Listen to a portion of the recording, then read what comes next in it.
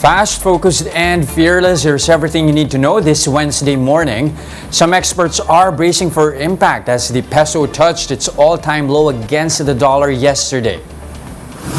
Economist and Business World columnist Toti Chipcanco says the continuous decline of the peso will have mixed effects on inflation and the purchasing power of OFWs.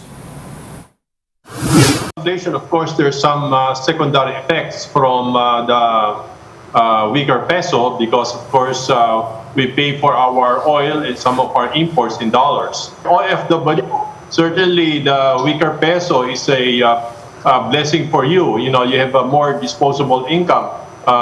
If you're an exporter, again, it's a positive. But of course, if you have high imports, in a business in which you are very dependent on imports, then the falling peso is a cause for concern.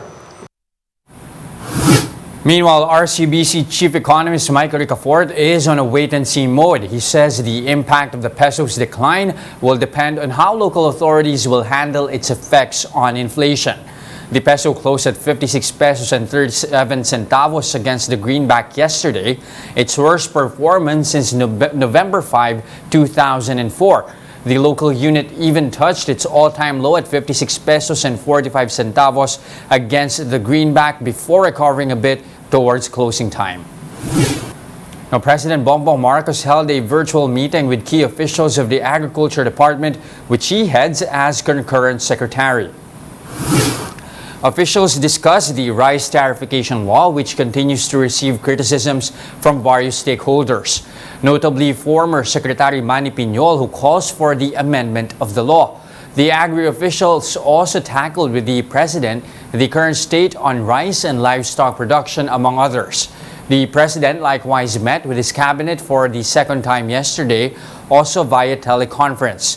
Press Secretary Trixie Cruz Angeles says the meeting focused on next year's national budget as well as priority transport projects. And here are the other headlines we're keeping our eyes on. The Teachers' Dignity Coalition is asking for reconsideration after Education Secretary Sara Duterte signed an order declaring August 22 as the start of the next school year. The group says teachers should be given enough rest before the resumption of classes. Dengue cases have surpassed the epidemic threshold in all regions except Ilocos and Caraga. This according to Health Undersecretary Maria Rosario Barjere, who also said the simultaneous rise of dengue cases in 15 regions is, quote, worrisome. And more than half of the country's adult population identified inflation as the most urgent national concern for the Marcos administration.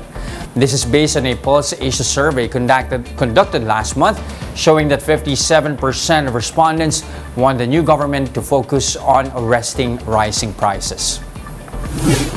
And those are the top stories of the hour. Join us again at 9 a.m. as we continue to monitor the day's biggest stories. You can also catch One News on Signal Play. Register an account now at signalplay.com.ph so you can stream One News live anytime, anywhere. Coming right up is Agenda at 8 a.m. I'm Jess De Los Santos. Mask on, wash hands, and stay safe. Philippines, we are One News.